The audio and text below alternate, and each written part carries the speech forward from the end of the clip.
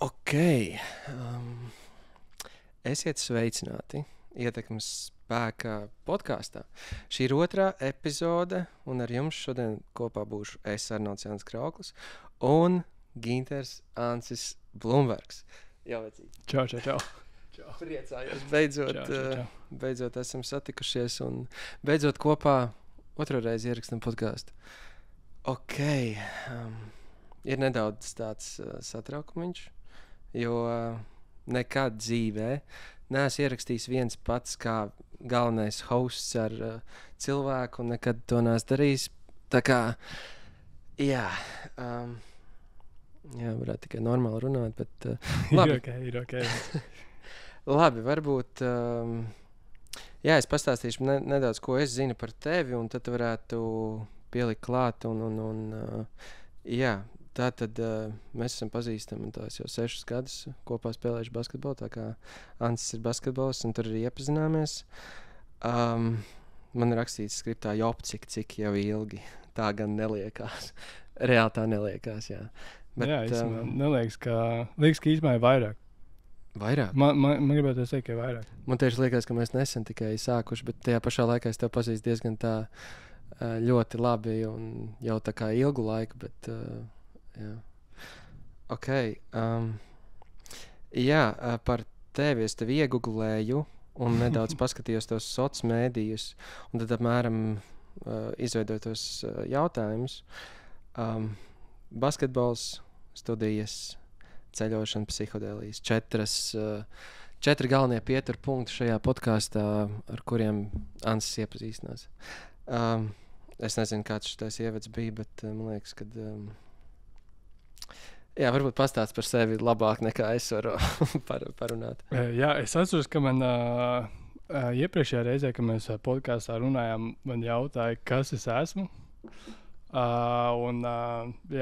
Zinu, kā mūsdienās cilvēkiem ir jautājuši šo jautājumu, tad ir tāds nosauc savu vārdu, uzvārdu, un tā kā tur vēl amatu nosauc un visas citas lietas, bet kas ir tā kā identitātes mūsējās, kā mēs tā kā sabiedrībā funkcionējam. Bet no sākotnēji, kas es esmu, es teiktu, ka es esmu cilvēks, varbūt arī kaut kādā ziņā identitāte. Es esmu cilvēks, mans vārds ir, jau iepriekš minēju, Ginters Ancis. Reci, ka tu iepriekš pateici, kas es esmu, tu uzreiz sāki savu vārdu. Bet es teicu, mans vārds ir. Tas psiholoģijas spēlīts jau ar pirmo minūti. Viņu iepazīstināšu ar tām savām identitātēm, to lomu sabiedrībā. Tad aktuālākais, kas man tagad ir, tas ir, es esmu students. Studēju RSU maģistrantūrā psiholoģiju. Šis ir 1. gads. Tagad ir 2. semestris. Un paralēli spēlēju basīti jau, ko Arnolds pieminēja, kur mēs arī iepazināmies tajā basketbola laukumā RSU tieši. Un es esmu bezdarbnieks pašlaik. Saņem bezdarbnieku pabalstu tagad, ja?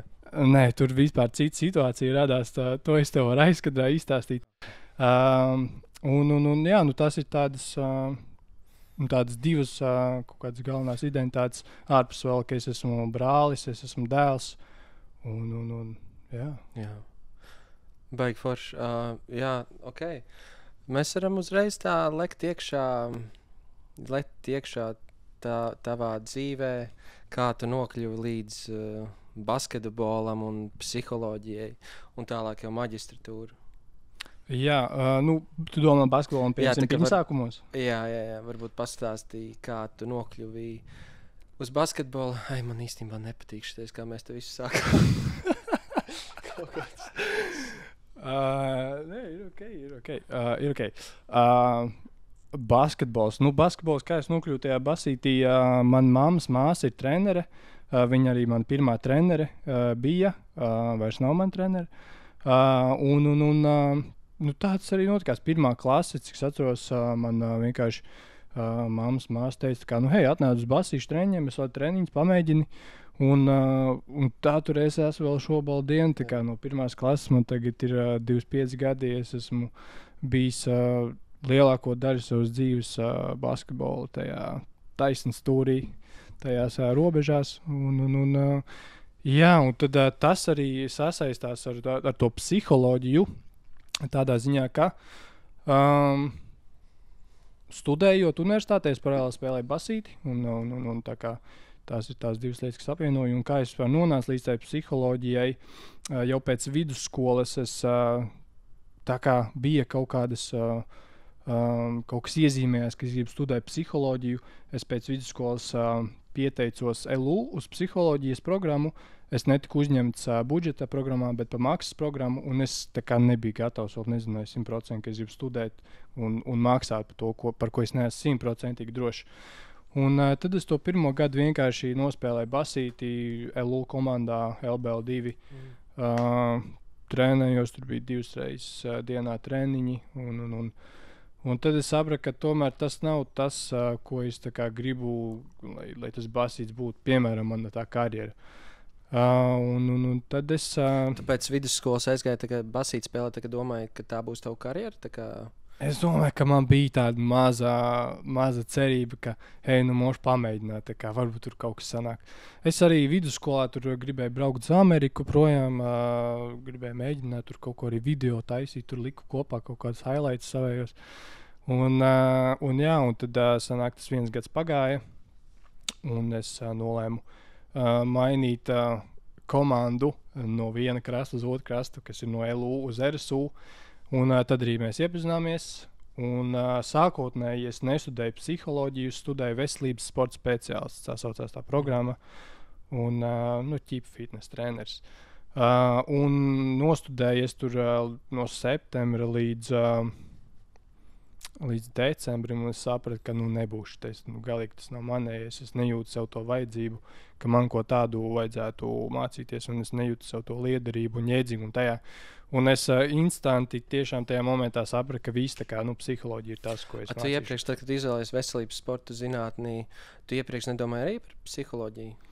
Es tā kā domāju, jā, bija mazliet kaut kāds pārdoms par to, bet iespējams man labāk patika tas, ka tās studijas tajā veselības sporta speciālistu programmā, viņas nebija pilna laika, viņas tur bija kaut kur pa nedēļas beigām, piekdienās tikai bija.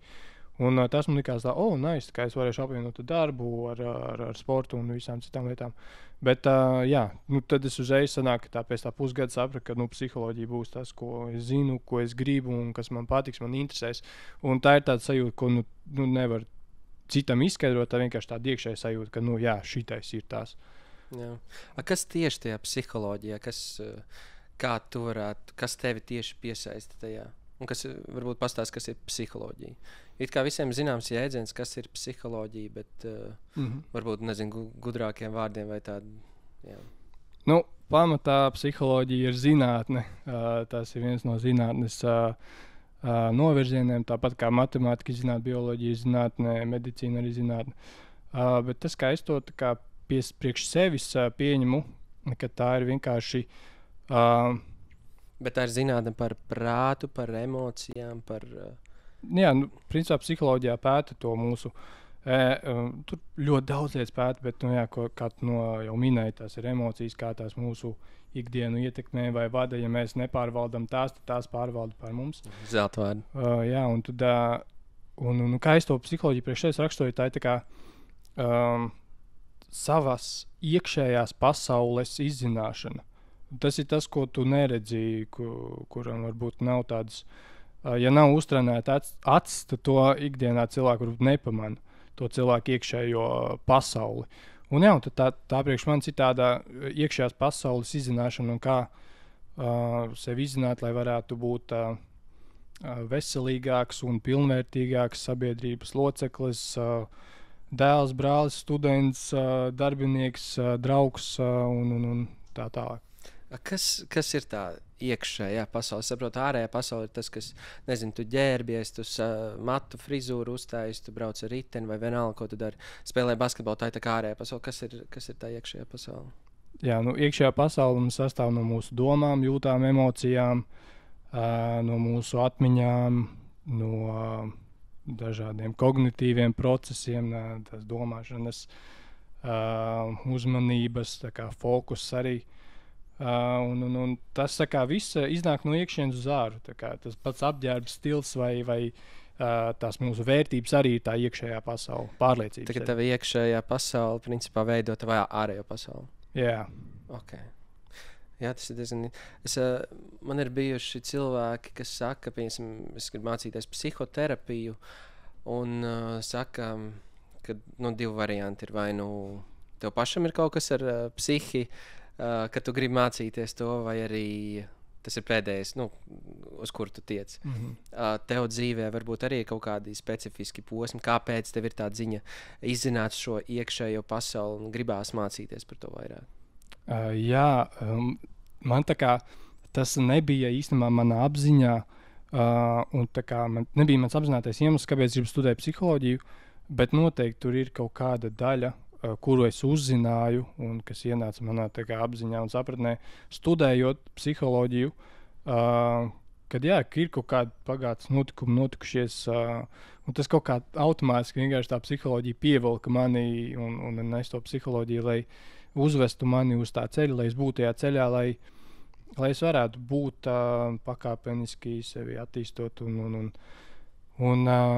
varētu kļūt veselāks un tas labāks sabiedrības pilsonis. Tā kā veselāks, tā kā sadziedējot savus pagātnes notikumus. Jā.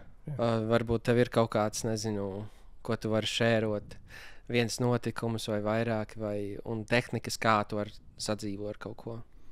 Es varu pastāstīt no attiecību aspekta.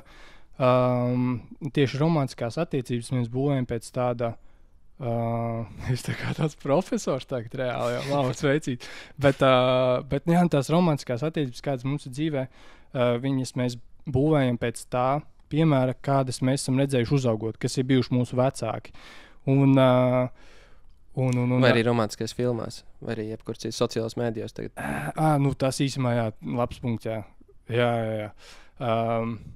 Bet tomēr tā stiprākais, tas pamats tāds. Jā, tas pamats ir tās mūsu vecāku attiecības, ko mēs redzam uzaugot. Kāds bija jautājums? Normāli. Runāja par attiecībām, par kaut kādu notikumu, kur, jā. Jā, un tad vienkārši tagad,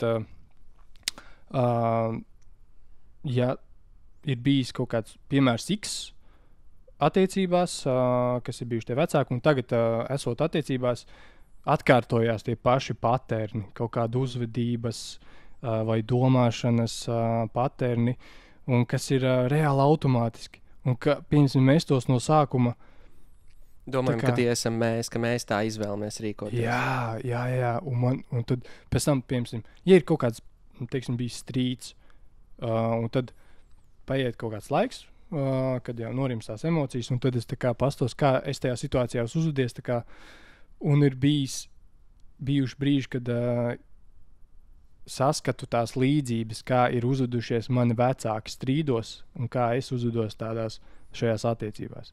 Tā kā tas ir viens no tiem, kas man vēl ir noteikti, kur jāiegulda liels darbs, un to darbu tas ir Gucci.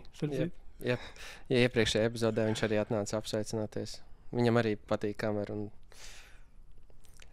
Iepriekšējās attiecībās tu arī ievēro no sevis, kad tev ir kaut kāda paterna, ko tu esi iegūst no vecākiem, un kad tas izpaužās, kā tu jau teici, ka tu vari dzīvot tāda automātiski, kā tu vari noķert to brīdi Tas īstenībā neesmu es, bet tas ir kaut kāds iegūts, to, ko es esmu no vecākiem iegūst. Kā to apzināties vai kā to pieķert sevi? Labs jautājums. Labs jautājums, tiešām. Būt ar atvērtu prātu un mēģināt kaut kā objektīvi pastīties uz situācijām un pieļaut to, ka es arī kļūdos kādreiz. Tā kā nebūtu tā, ka tik stūrgalvīgam, ka nē, man vienmēr ir taisnība. Kas īstenībā man personīgi patīk, ka man ir taisnība, man ļoti patīk. Un tad ir jautājums, kāpēc man nepatīk, ka man nav taisnība? Ko tas izraisa manī un kaut kādas tur reakcijas un kaut ko tādu? Tas man liekas, tas ego, kas ir iekšā, kas grib, lai ir taisnība. Jā. Nē, īstenībā baigi forši.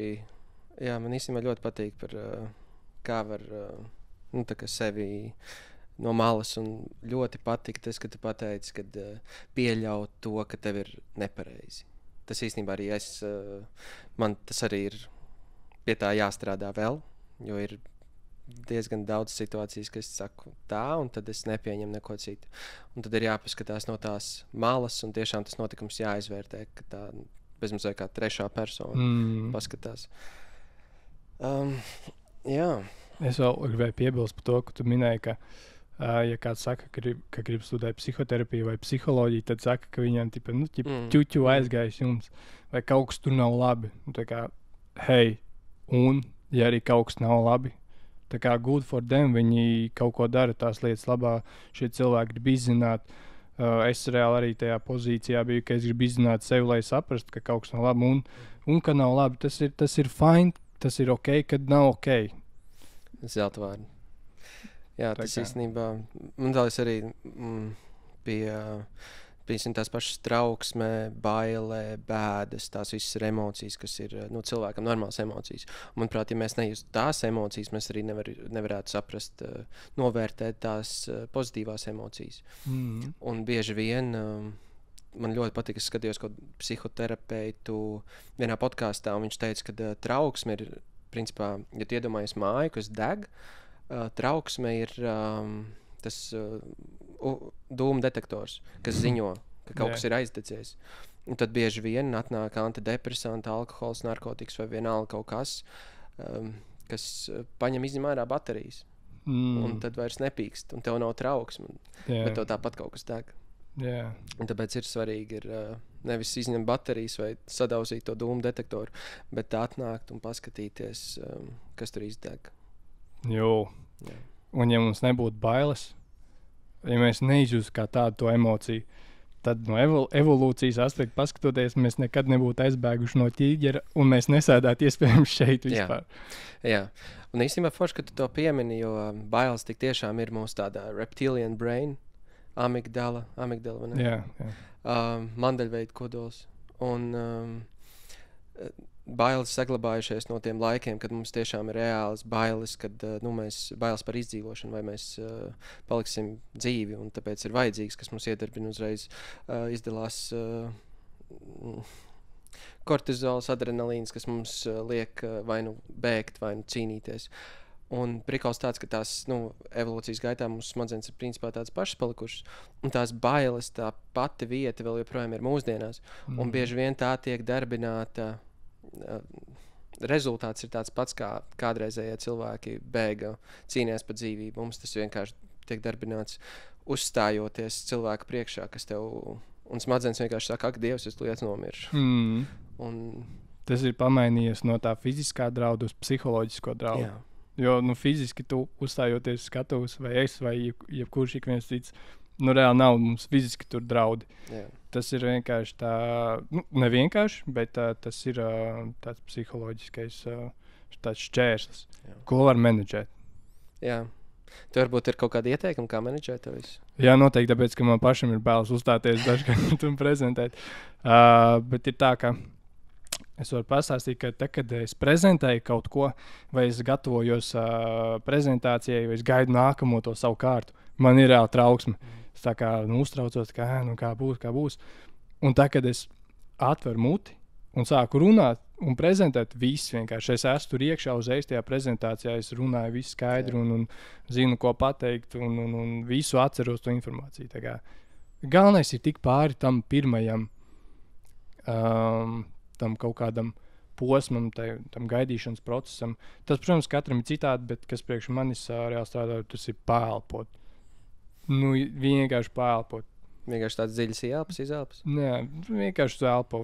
Tur varbūt arī ne dziļas, ne sēklasās ielpas, vienkārši elpo. Atcerieties, ka tu vari elpot kā cilvēks. Jā, tas īstenībā. Jā. Dažkārt nevajag neko tur sarežģīt ar tādu tehniku elpošanu, šitādu. Tas ir dažkārt tiešām tik vienkārši kā tur paelpot un atcerēties. Īstenībā daudziem cilvēkiem, ko es esmu runājis, kad ir tiešām tā, kad ir tās bailes uzstājoties, tās lielākās bailes ir pirms tam. Un tad, kad tu sāc runāt, tad jau tev kaut kā pāriet. Jā, bet runāju par elpošanu. esmu lasījis par tādu 5, nu, tipa box breathing. Jā, un kad tu 5 sekundes ieelpo, 5 sekundes aiztur elpu, 5 sekundes izelpo, 5 sekundes aiztur elpu un tā uz apli. Esmu to mēģinājis. Kā bija? Ir labāk, jā. Un ir vēl viena tāda metode pirms runāšanas. Bija Unbreakable, bija tāds lielākais motivācijas pasākums Latvijā pagājušā gadā, 23. gadā oktobrs vai novembris, un tur Niks Vujčičs arī runāja, palaimējās viņu redzēt. Un Zana daudz viņa arī runāja, viņa tieši stāstīja par publisko runu. Un viņa atkal teica, ka tu sēdi, tu vienkārši sasprindзinies visu. Un atslābinies. Un tu kāds 5 reizes tā izdara, un tad arī tāds mierīgāks kļūsti. Jā. Tā kā tas arī priekš publiskās runas. Es atceros, iepriekšējā podkāstā mēs runājām, mācoties psiholoģiju, tu daudz ko tiešām iegūst par cilvēku prātu, par cilvēku domām, emocijām. Kā tas tevi kā tās zināšanas ietekmē tavu dzīvi? Vai tu, pieņemsim, redzīji, kad cilvēks kaut ko runā, vai domā, vai jūt, tu spēj analizēt, pateikt, jā, tu domā tikai tāpēc, ka, nezinu, tev bērnībā ir tāda trauma bijusi, vai tu domā, vai tu kaut kā analizē? Lai to, piemēram, lai saprastu, vai cilvēkam bijusi bērnībā kaut trauma, tur ir, pirmkārt, tā no psiholoģija, tā ir psihoterapija, tas vairāk ar traumām, tā kā nodarbojas, jo traumas ir zemapziņas līmenī, psiholoģija ir apziņas līmenī, kas ir tā psiholoģiskā konsultēšana. Un tā kā... Varbūt nebija labs piemērs, bet tā kā cilvēku uzvedībās domās, ko viņi tev runā, vai tu, nezinu, kaut kādā veidā analizē viņus. Es automātiski jau kaut kā analizēju cilvēks vienkārši, pat to negribot. Tad kaut kā sanāk, un es prikals tās, ka es nezinu, vai es tā kā nosīt pareizi to izanalizēju un tā kā sapratu, tur tam cilvēkam tur tas un tas, tāpēc, ka viņš pateica to, ka viņam patīk tas, bet viņam nepatīk tas, jo viņš dara to, un izvērās darīt to, tā kā, viss tev saprast, kas tev tur ir, tur bērnībā tev sīt. tas nav tā. Tas tā ar humoru pieejot, jo svarīgi arī pasmieties par kaut kādām grūtībām. Tas ir psihiskās aizsardzības mehānisms. Par to svarīgi pasmieties. Nē, vardarbība nav laba nekādos veidos. Jā. Bet tā, ka, nezinu, tās zināšanas varbūt tev sniedz kaut kādu, nezinu, plašāku redzes lauku ikdienas dzīvē. Jā, es saprotu, kā cilvēki funkcionē, ka tā emocija pārvaldība ir viens no top prasmēm, top skilliem, kam vajadzētu būt ikvienam cilvēkam dzīvē. Ja tas nav, tad pasaulē notiek sūdi. Notiek visādi kari, un kurš grib iegūt lielāku varu. Un tas ir no tāda lielākā sabiedrības mērogā. Individuālā dzīvē tas ir svarīgi, lai cilvēks varētu sasniegt kaut kādu savus mērķus, lai viņš varētu būt ambiciozs cilvēks un būt tas pilnvērtīgais sabiedrības loceklis, un lai būtu veselīgs cilvēks, būtu spriestspējīgs, lai cilvēks varētu būt pastāvēt pats par sevi un atbalstīt citus, jo, kad mums nav tā veselība un ka mēs neesam tajā balansā, tad mēs nevaram neko citu dzīvē reāli darīt. Kā tad tieši mēs varam, vai vispār var kontrolēt emocijas, tā 100%, vai kā mēs varam kontrolēt kaut cik, lai mēs rīkotos adekvāti, lai nebūtu pasaulē sūdi? Vienkārši ļauties tā emocijai būt, piemēram, kas ir, ja paņemam to trauksmi, tad viens ir, kā kontrolēt to situāciju, tas ir ar elpošanu. Mēs varam kaut kādā veidā nomenedžēt un nokontrolēt tos mūsu akūto fizisku. Tieši konkrēto, kad ir trauksme. Jā, jo kā tur ir fiziskie simptomi, ka tur sirdsdarbība pātrinātā, plauks svīst, kaut kas vēl. Elpošanas ritms izmainās, un tad to var izmainīt ar elpošanu, tā kā kontrolēt. Un tad ir vēl viens veids, ka tu vienkārši vari apsēsties un ļaut tai trauksmei būt. viss, un ļauj viņai būt. Un tev nav nekāds fizisks drauds, tu vienkārši atļauj sev izjust, kas nav baigi easy. Es pats. Man pašam tas būtu vairāk jāpraktizē. Tā kā, jā. Bet parasti trauksme ir kaut kāds iemesls, un ne tā kā tajā degošajā mājā. Jā, tai var būt tas akūtais iemesls, kas notiek tagad, tāpat prezentācija, vai tā ir iemācīta trauksme no bērnības. Jā. Man liekas, par trauksmi diezgan daudz var runāt, un, protams, ir patoloģiskas trauksmes, kas ir tiešām slimība, bet, manuprāt, arī tā trauksme, tā kā tajā degošā mājā, ir kaut kāds viens iemesls, kāpēc tas viss notiekās. Tā, mēs esam jau runājuši īstenībā 25 minūtes. Man liekas, mēs varam uzspēlēt vidus daļas ātros jautājumus. Arī iepriekšējā podkāstā tas bija, un šajā podkāstā arī. Tā tad būs 50 jautājumi. Atbildi ar pirmo, kas tev ienāk galvā. Un, jā. Tā, ja tava dzīve būtu sauklis, kāds tas būtu? Galvenais nemīst. Ar ko tu labāk cīnītos? 100 pīļu izmēra zirgiem vai 1 zirga izmēra pīli? Ar 1 izmēra zirga pīli. Dīvainākais ieradums vannas istabā? Es tīru zobus ar kreiso roku. No rītiem, vakaros ar labo roku. Kad neviens neskatās, kāds ir tavs dance move? Bāc.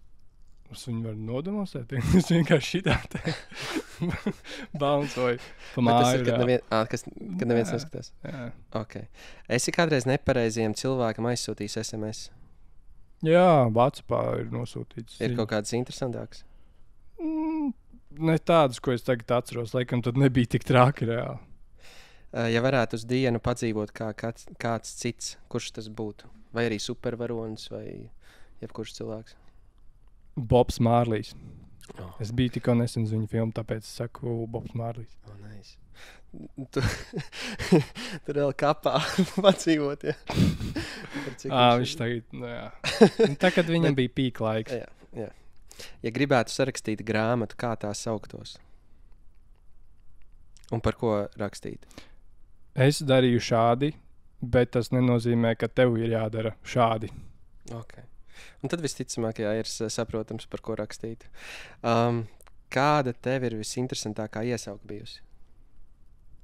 Blumbis. Un pēc man uzvārdu Blumbis. Jā, daudz nevajadzēja domāt. Ja dzīvnieki varētu runāt, kurš būtu visrupjākais? 1 zirga izmēra pīli. Kuram sporta veidam būtu visjautrāk pievienot alkoholu? Kas šautriņš? Bāc. Šits nav ātri atbildes, nezinu. Ūdens polo. Kad jau kāds aizvītos un noslīg. Bet man liekas, ka visiem sporta veidiem būtu jautri pievienot kaut mākslas. Bīrpongs tak ir. Bet bīrpongā jau ir pievienots alkohols. Un tas ir pingpongs. Un pingpongam pievieno alkoholu, tas ir bīrpongs. Kāds būtu tavs izvēles ierocis zombiju apokalipses laikā? Zobens, vienkārši visu sadurtu, viņas brutāli. Visu laiku labākais izgudrojums? Velosipēds. No 1 līdz 10, cik labi tu brauc ar mašīnu? 9. Jā. Neredzamība vai superspēks? Neredzamība. Mīļākā brīvdiena? Sestdiena. Pasaki vārdu spāņu valodā. Que pasa, amigo? Vai tu tici liktenim? Īstenībā nē. Ok, par šo mēs parunāsim. Jā. Mīļākais cipars? 35. Kam vieglāk, sievietē vai vīrietim? Vīrietim. Esi vilcis zeķis ar sandalēm? Jā. Mīļākais izpildītājs vai grupa? J. Cole. Kāds ir vislabākais vecums? Tajā, kurā cilvēks ir šobrīd dzīvē. Gribētu dzīvot mūžīgi? Nē. Pasaki G-day, mate, ar austrāļu akcentu. Good day, mate. Perfektā temperatūra. 36,5. Ak, Dievs. Nu, tas tā kā ķermeņa temperatūra. Es domāju, ārā. Oi, tas būtu traki, ārā 36,5 būtu. Ārā es teiktu 23 ir ok. Ja visiem vajadzētu precēties, kāds būtu ideālais vecums? 50. Oi. Zini definīciju triskadekafobijai? Triskadekafobija? Jā. Nē. Tas ir bailes no 13. Skaitļi 13. Damn. Vai tev ir kāda plīša rotaļlieta? Jā, zaķis, dzeltens, Vārds, kurš sākas ar burtu š. šausmas. Jautājums, no ko pajautāt Dievam?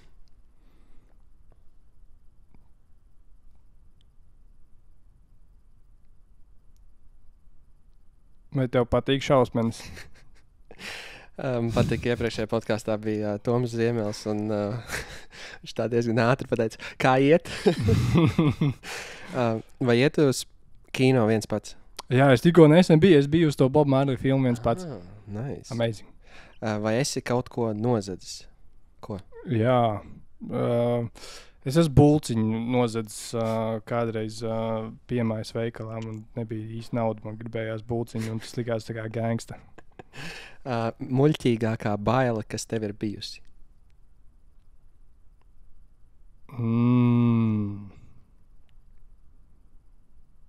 Bailes no čūskām vēl joprojām ir. Mīļākā dziesma? J. Cole, Love Yours. Ļoti labi. Dīvainākā lieta, ko esi savā somā atradis? Veci banāni. Nu, tā, ka viņi pa visu somu tur izsmērējušies. Dīvainākais talants, par ko īsti neviens nezina. Es ar vēderu māku vilnīt uztaisīt. Nice. Vai tava gulta ir saklāta pašlaik? Jā. Ja varētu nopirkt jebkuru mašīnu, kura tā būtu? Tesla. Vai tici dvēseles radiniekiem? Jā, vairāk jā nekā nē. Cik tetovējumu tev ir? Tā. 1, 2, 3, 4, 5, 6, 7. 7, jā. Fizisks spēks vai mentāls spēks? Mentāls spēks. Izklaides ārpus mājas vai mājās? Mājās. Bombiņa vai pamērcē īkšķi pirms lec basēnā? Bombiņa? Bumbiņa. Nu, tā kā... Bombačka. Bombačka. Nu jā, bombačka. Pēdējā lieta, ko nopirki, neskaitot pārtiku. Jauns tupēls nopirku savu pavasarim. Quotes, kas ar tevi ir leito? Galvenais nemīst. Vai ir filma, grāmata, seriāls, kas izmainīja tev dzīvi? Grāmata, jā, Ieraduma spēks. Kā viņa? Čārls Dūhiks? Ieraduma spēks? Jā.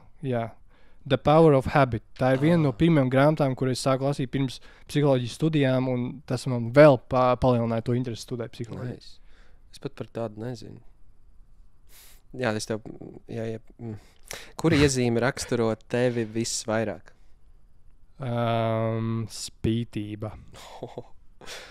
Kas ir laipnākā, jaukākā lieta, ko kāds tevis dēļ ir izdarījis? Man daudz nevajag. Man ļoti patīk, ja uztaisa vakariņas. Tad tev ir kāds ir uztaisījis vakariņas? Jā. Jā, un apmēram tādi bija šie 50 ātrie jautājumi. Pirms mēs vēl runājam par psiholoģiju.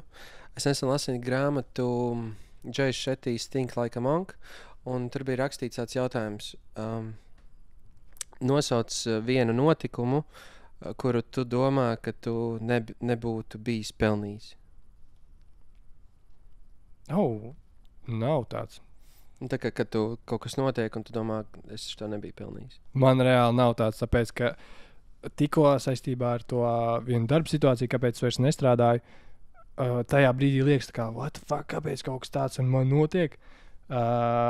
Bez detaļām, neiegrimsot detaļās, un tad ir tāds, tā kā, ok, bet šis man tomēr kaut ko iemāca. Un ir grūti saskatīt to tajā mirklī, kad tās emocijas tur lido pa gaisu, un tu nesaproti, kāpēc citi cilvēki tādi, kādi viņi ir. Kaut gan es esmu studējis psiholoģiju, bet, jā. Ļoti interesanti, un tur bija rakstīts tālāk, kad viņi kā mūki mācījās, un viņiem uzdeva to jautājumu, tad katrs uzrakstīja. Un tad viņi pēc tam skaļi nolasīja. Un viens tur rakstīja, es nebūtu pelnījis, kaut man mazais brālis nebūtu notriekts ar mašīnu, vai katrā gadījumā visi aprakstīja tādas, nebija pelnījis, ka man pamet, nebija pelnījis, ka es salauzu kāju. Viss tādas negatīvas lietas. Un pēc tam pateica, ka jūs neviens nepateica, es nebiju pelnījis, kad man pateica paldies, ka man piedeva vai man izdarīja kaut ko labu. Un tā kā, tas ir no tāda skatu punkta, ka viss labais liekas pašsaprotams, un tas negatīvais ir, kāpēc tas ar mani notiek. Yeah. Tas bija arī tā drusku ar psiholoģiju, kas liek interesanti likās. Jā, un googlējot, es atradu par tevi psihodēlijas, tu esi izgājis tādu psihodēliju un prāta kursu. Jā. Vai, pastāstīja par to, manuprāt, ļoti interesanti tas likās. Jā, man ir Čoms Svens, viņš uzrakstā man, hei, reko, ecīt, ir tāds kurs, grib pieteikties. Online kurs, tā kā nedēļā jānoskatās ir kaut kāds skaits video lekcijas, video klipi, un tad jāatbild īsu testu. Un par tādu tēmu, kas man reāli interesē, ko es esmu darījis arī, un es tā kā pačkoju, aprakstu tai programmai, tā kā aiziet, maucam. Tajā brīdī man likās, tā kā es to visu samanģēšu, tā kā darbs, studijas, sports, un tagad vēl šitie kursi klāt, bet tā kā nebija tik traki, jo es vienkārši kaut kādos vakaros mierīgi pastos tur kaut kādas video, un darba laikā pastos video, tā kā, jā. Tieši par psihodēlijām. Tas ir mentālis arī mūsdienās ļoti aktuāls subjekts, tā teikt. Arī pētījumi sāk parādīties vairāk, kad cilvēkiem depresijas ārstē, arī to pašu trauksmi, atkarības. Kāds ir tavs viedoklis par psihodēlijām? Varbūt pastāsti par ietekmi un ko tas var dot? Ļoti primitīvi izsāstot to ietekmi, kāds iedarbojas uz mūsu organismu. Ka iedomājies, ka ir tā kā kalns, kur cilvēki ir slēpojuši, un tur ir vairākas tā kā tās trases izveidojušās tur. Un tā, kad uzsniegs sniegs, tad viņas visas pazūd. Viss ir atkal tā kā balts un bez nekādām rievām. Un tās ir tās rievas, tas ir tie mūsu smadzeņu neirālie ceļi. Jau ierastie ieradumi, kā mēs reaģējam situācijā X ar kādu uzvedību, kāda ir mūsu pārvēršanas mehānismi stresam un citām lietām. Un kad uzsnieg tas sniegs, jeb ir kāds lietojas psihodēliķi, tad tas viss kaut kā resetojās, restartējās. Un tad ir vieta pašrefleksijai un jaunu uzvedības mehānismu integrācijai dzīvē. Tā kā, es domāju, daru visu vienā veidā, es slēpoju vienā veidā, un tā kā es paņemu LSD, LSD viena no psihodēlijiem, tad uzsniegs sniegs, un pēc tam, es izēju to procesu, un pēc tam es darīšu citādāk. Vai, tas būtu ļoti labi, ja būtu tik vienkārši tā kā, es iepapoju ēsidu vai tur paņem sēnes ar čomiem kodā tripā un visas tagad iznāk ārā jauns cilvēks, tā kā hell no, tā nav. Lai notika kaut kāds pārmaiņas ir jānotiek pārmaiņām, lai kaut kas mainītos, kaut kam ir jāmainās. Un tas vienkārši, tas iedod, tas trips iedod tādu plašāku skatījumu gan uz sevi, gan uz pasauli, gan uz visumu, un cilvēki to raksturo kā satikšanās ar Dievu, savienošanās ar visumu, ar dabu, un tas galvenais ir tā kā iegūt to citu perspektīvu un paskatīties uz tām savām ikdienas problēmām no tā cita skatu punkta. Dažkārt tas var likties, tas nav viss tik traki, kāpēc tā ņemos. Un dažkārt var pastīties uz to, ka ir traki, un es saprotu, kāpēc es tā ņemos par kaut kādu to problēmu. Un tad pēc tā tripa, kāpēc teicu tā paša refleksija, tad reāli reflektēt un pastīties jau tā kā skaidrākā prātā uz to, kāpēc man ir tā problēma un kā es varu citādāk pieiet. Tagad tu ieteiktu cilvēkiem, kur bieži nesaprot, kāpēc viņi kaut kā rīkojās, vai ir kaut kādi ieradumi, psihodēlijas būtu tāds pirmais solis izmaiņām. Tas noteikti nav pirmais solis. Tas ir solis, ka cilvēki paši netiek ar savu spēku, ar saviem resursiem, ar to galā. Ja cilvēks netiek ar terapeitisko resursu, ar to galā, tad tas nākamais solis varētu būt tās psihodēliskā terapija. Bet ar nosacījumu, ka tas ir reāli kontrolētā vidē un terapeitu pavadībā. Reāli. Nevis es pat arī nerekomendēju tikai ņemt tur ar saviem draugiem kopā, tāpēc, ka to var vienkārši cilvēks tam nebūt gatavs, un tad to nevarēs nomenedžēt. Bad trips būs. Jā, bet tas jau ok. Tas bad trips ok, bet ja tev apkārt nav cilvēki, kas tev var atbalstīt tajā bad tripā, tad var būt tā kā propagandas reklāmās rāda, ka cilvēki lec ārā pa logu un saka, ka es esmu Dievs. Jā. Ko es to gribu teikt, ka jā, tur ir tas ļoti milzīgs tas terapeitiskais potenciāls psihodēliskajām vielām, un arī tu minēji, ka ir pētījumi, un arvien vairāk parādās šie pētījumi.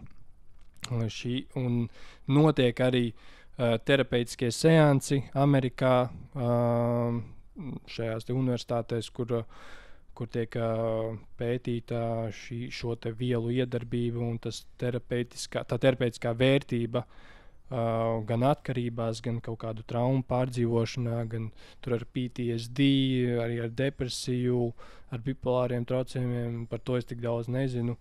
Jā, un arī ar vēža slimniekiem ļoti, ļoti daudz šo pielieto. To izmanto, lai, ja ir kaut kādi neizārstējumi vēži kaut kādās jau vēlīnās stadijās, tad lai cilvēki varētu sadzīvot ar šo ideju, ar to nomiršanu un spēt to pieņemt. Jo tas var atvieglināt tos pēdējos kaut kādus dzīves gadus, kas cilvēkam atlikuši. Ļoti interesanti, ka tu piemini tieši to vēlīnā stadiju un nāvi un tieši ar psihodēlijām. Nesen biju lekcijā, kur vadīja labs ārsts, mūsu Latvijas labs ārsts, un kurš arī interesējās par nāvi un arī ir saistīts ar psihodēlijām. Un sākumā pastāstīja par nāvi, ka ir dzīve pēc nāves un aprakstīja to nāves, to, ko cilvēki ir izjutuši, tie, kas ir nomiruši uz kādu laiku un pēc tam atgriezušies dzīvē. Es domāju, ka ir klīniskā nāve, un pēc viņi vienkārši atcita apakaļ. Un tad ievākti dati no šiem cilvēkiem, un visi apraksta vienu un to pašu, lielākā daļa, ka ir miers, mīlestības sajūta, ir viegluma sajūta, ir tāda pilna laime, savienošanās sajūta, apmēram tā. Un runājot par LSD, tu arī iepriekš minēji, ka tu tā kā savienošos ar Dievu, ka tas ir arī, principā tas līdzīgas, ja ne pat tādas pašas sajūtas. Un jā, iespējams arī tāpēc dod cilvēkiem, kas ir tulītās aizies LSD, lai viņi saprot īstenībā, ka nav nemaz tik traki, kad viņi kaut kur būs. Ka ir traki, bet ir ok, ka ir traki. Jūs nomirsiet. Jā. Un vēl bija interesants tāds teiciens, ko arī viņš pateica, dzīve ir nāvējoša slimība, ar kuru mēs saslimstam piedzimstot. Jā. Un tā palielam. 100% win rates. Death rates ir dzīves win rates. Jā. Pēdējais, ko es tev gribēju jautāt, tāda viena lielā sadaļa ir par ceļošanu. Pabeidzot bakalauru, tu sanāk paceļoji, vai arī bakalaura laikā? Jā, pabeidzu bakalaura studijas 22. gada vasarā. Un tad es to vasaru nostrādāju, norukāju, kaut kādos 2 darbos ņēmos. iekrāja naudu, lai brauktu uz ārzemēm strādāt. Un pastrādāju siltumnīcā, Tomāts siltumnīcā Nīderlandē. Es tur nosēju reāli 2.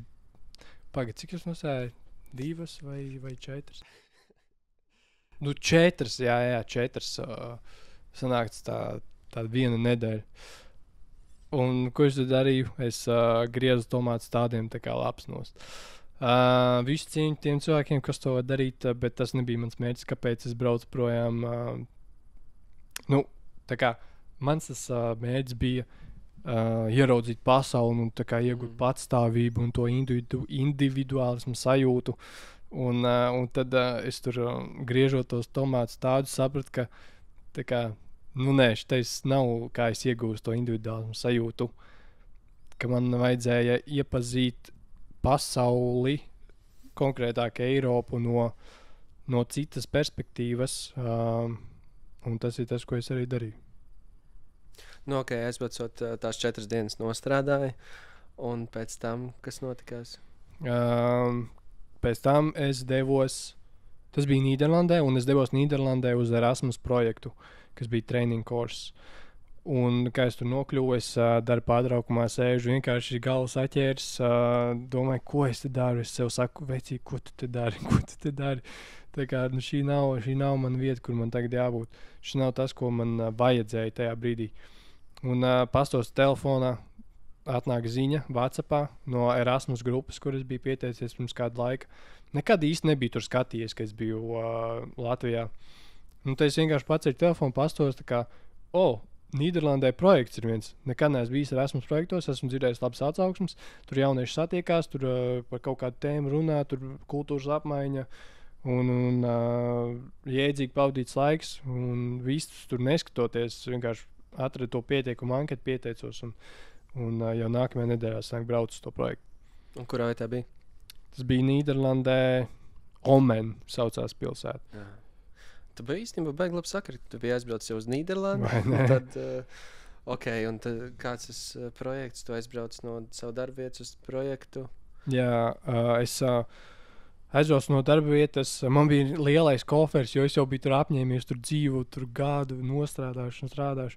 Un tad es ar to savu lielo koferi devos uz Amsterdamu, paliku tur 1 nakti.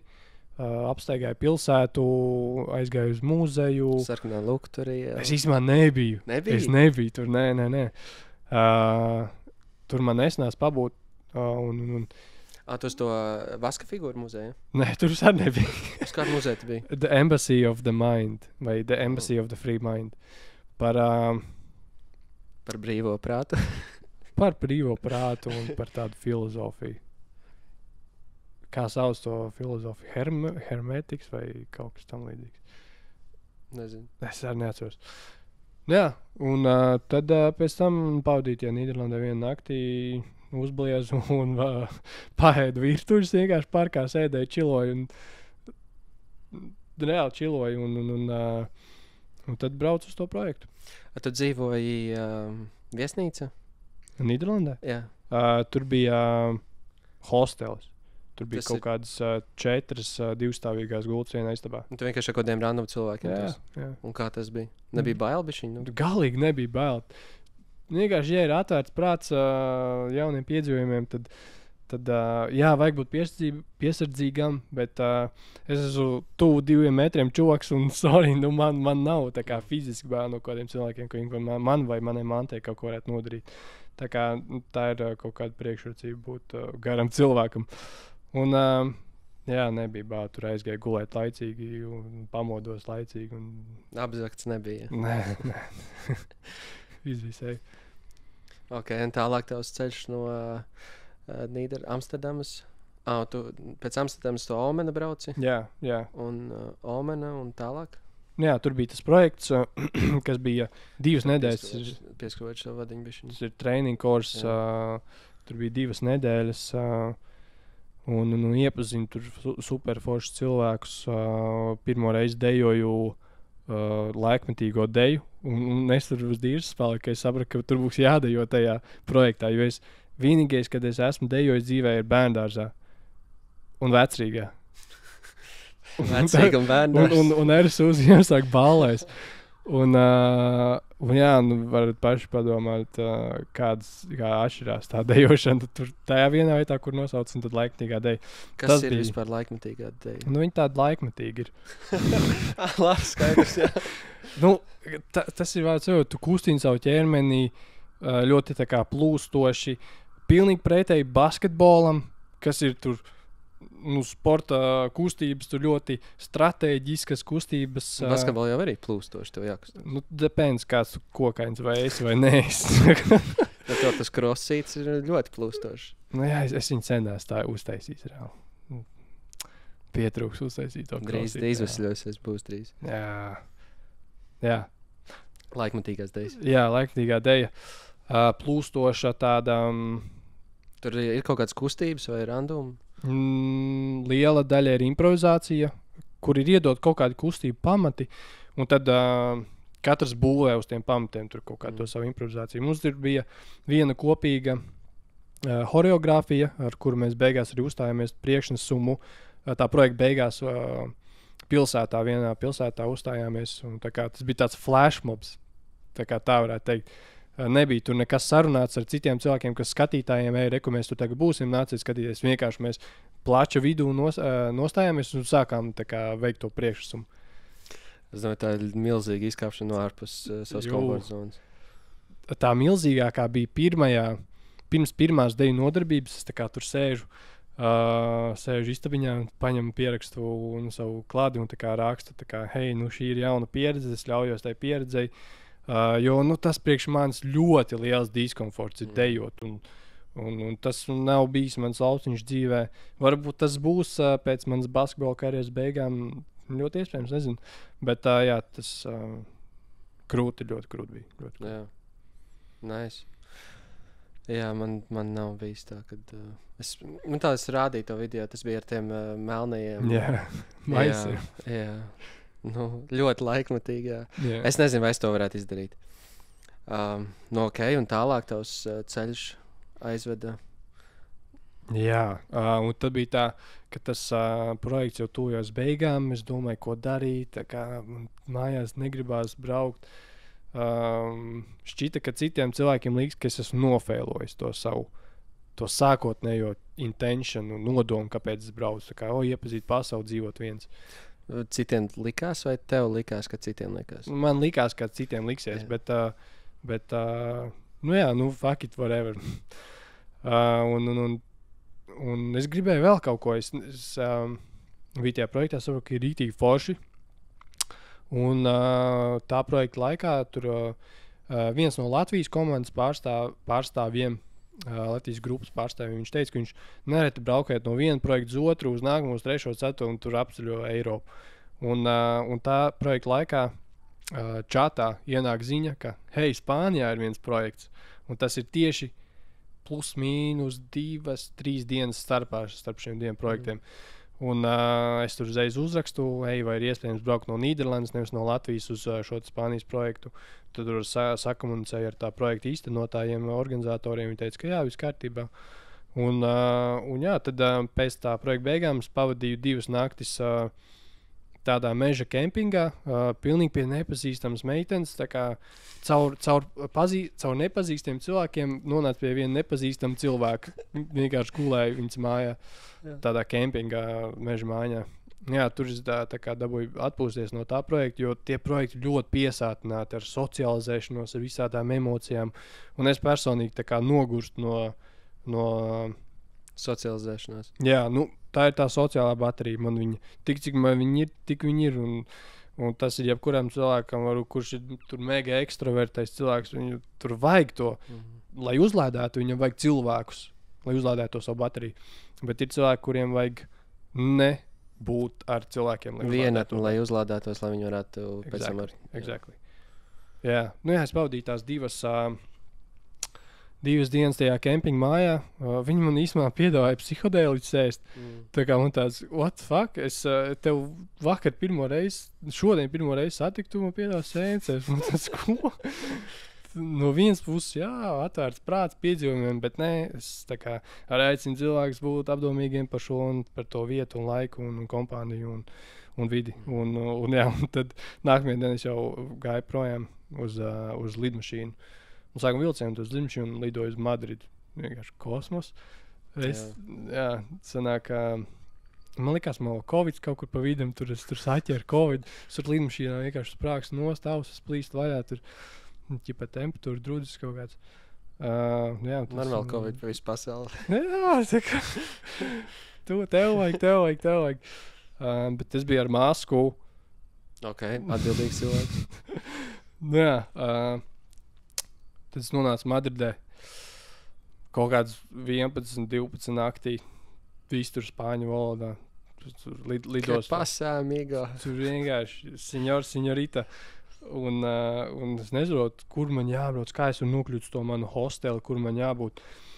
Un es tur pieeju pie viena biļešu apīša. Automāta, kur nopirkt biļetes metro.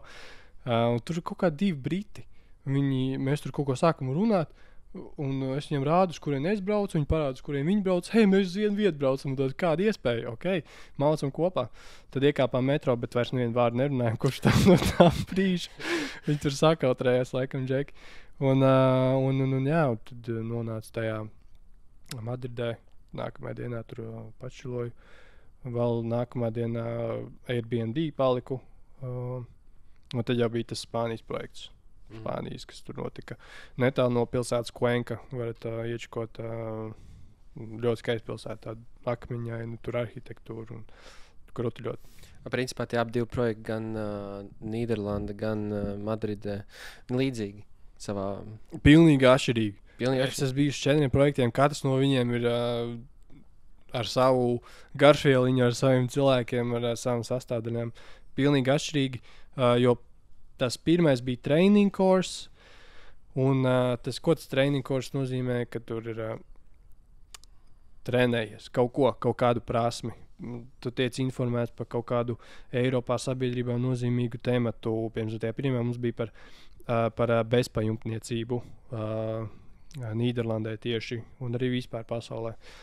Un tad mēs tikām informēti par šo tēmu ar dažādām neformālām izglītības metodēm, kā mēs varam tur veidot kopīgi to mūsu komandu, kas mēs tur visi dalībnieki esam un bijām.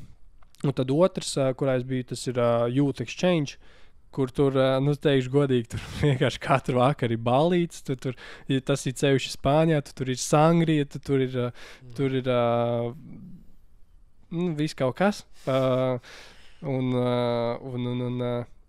Tur bija tēma tā kā rural life, tā kā dzīve ārpus pilsētām, ārpus pilsētas. Un tā, pa dienu mēs pamostamies, tad sākam tur kaut kādus tā kā workshopus, tur grupu darbus un iepazīšanās spēles, icebreakeri un kaut kas tāds. Un tad beidzās tas, un tur vakariņas, un tad visi iet dušās, tur gatavojas vakaram, tur uzfišanās, un tad vienkārši skan mūzika, mēs tur tūsējam, un tur ir tās mans vecrīgas dejas, kur tur es varēju izmantot. Bet, Tad normāls 2 nedēļas tusiņš tur bija. Jā, tajā otrajā vietā tur bija kaut kādas 8 dienas laika. Okay. Jā. Ieteiktu vispār cilvēkiem izmantot šādu iespēju uz Erasmus tādām programmām braukt? Jā, 100%, jā. Noteikti ir kādi jaunieši, kas klausās un domā, vai braukt vai nē. Es jums saku, jā, droši brauciet, lūdzu brauciet. Tas jums iedos labāku ieskatu, ka mēs neesam tikai tie vienīgie latvieši, kas mēs esam uz šīs pasaules, ka ir citas kultūras, citas valsts, citādi dzīves apstākļi, citāds ēdiens, citāda domāšana, mentalitāte cilvēkiem, tā atvērtība un mūsu latviešu tāda noslēgtība, ka tas arī iedod kaut kādu jaunu perspektīvu uz to mūsu dzīvi, katram uz savu dzīvi. Man tas noteikti iedeva jaunu perspektīvu. Un tas ir for free. Vienkārši for free. Brauciet, jaunieši. Tas jums vienīgi paņem kaut kādu laiku un enerģijas resursu, bet tas ir tā vērts, jo nav jāmaksā par to nav, tāpēc, ka viss ir Eiropas Savienības apmaksāts un nopērts biļetes aizbrauc turieni, atbrauc atpakaļ un pēc kāda laika ieskait apkārt naudu. Un tu neesi iztērējis naudu. Tu esi iegūs draugus, tu esi iegūs super pieredzi, paēdis dažādus ēdienus, ticis informēts par nozīmīgiem tematiem sabiedrībā un pavadījis reāli krūtu laiku. Jā, tas ir. Es īstenībā nezināju par tādām iespējām. Es atceros tikai vienu, tu teici par citu cilvēku atvērtību, latviešu noslēgtību. Man liekas, tā bija Amsterdama, kur tu aizbrauc un pirmais, ko tu sazinājāmies un teici, ka Amsterdamā cilvēki ir laipni un ir draudzīgi. Kā tas vispār ir? Kad, Latvijā tu aizēji maisiņš vajag vai kaut kādu, nezinu. Protams, nav visi tādi, bet ir tas kaut kāds, nezinu, lielais tāds bluķis ar to, ka cilvēki tomēr nav tik ļoti atvērti. Un, jā, tas bija pirmais, ko es atcerējos. Tā ir, vai tā kā es eju pa ielu, man nāk pretī cilvēku vienkārši, hello, sveiki, tā kā, wow, tu man pats veicināji, ok, interesanti. Un tad es pēc kāda laika sāku ar visiem Artur sveicināties, kā, hello, hi, how are you? Tas īstenībā krūt. Latvijā tu tā izdarīji, šizofrēniķis kaut kāds. Mēs tu ej pa brīvības ielu, tu, viens pēc otru nāk pretī cilvēku, viņam tā kā, čau, sveiki. Labi, nav tā, ka viņi tā dara, tā kā tur, tā kā katram, bet tas ir reāli forši. Tu nepazīsti to cilvēku, bet vienkārši tā kā pasveicini viņu. Nevis tā kā klusējot paiet viens otram garām. Varbūt jāsāk tā vienkārši Latvijā darīt. Mēs varam pionieri būt tam. Vienkārši pēc 10 gadiem visi viens otram saka čau. Tas būtu interesanti. Tāds eksperiments. Davai. Dienas laikā, ja tu ej kādam cilvēkam, pasaka labdien. Tāpēc 10 gadiem satiekamies. Paskatāmies, kāds ir tas ir viena mazā punktiņa, kur tas viss ir aizgājis. Zini, ka mēs esam norunājuši? 2 stundas. Nē, mēs esam norunājuši stundu. Bet jā, man liekas, ka stunda ir tāds baigi labais laiks. Man ir pāris, īstenībā 5 pēdējie jautājumi. Viens jautājums ir, kādus podkastus tu varētu ieteikt? Šo te. Tad, Joe Rogan ir klasika. Viņš tur ir Godfathers visiem podkastiem. Viņš īstenībā nav tas, kas sāka, bet viņš iedvesmojas no viena cita cilvēka. Nezinu, kā viņu vārdā dēvēt. Bet viņš ir viens no arī tiem pirmsākumu cilvēkiem, viņš veido podkastus. Un ko tu klausies? Ja klausies? No viņa tieši? Nē, vispār. Jā, es klausos, pasos kaut kādus Joe Rogan podkastus. Tad ir Lex Friedmans arī noteikti. Un Huberman Lab podkāsts. Es zinu viņu. Super vienkārši. Džeks par zinātni stāsta. Jums cilvēki, kas klausās, obligāti nav jāpatīk zinātnē, bet tas ir veids, viens no veidiem, kā arī mēs varam pilnveidot to savu dzīvi, uzlabot savu funkcionēšanu šajā 3D realitātē vai vienalga kādā realitātē cilvēki dzīvo vai 4D vai cik. Bet tas ir kā trešais, tas Huberman Lab podkāsts.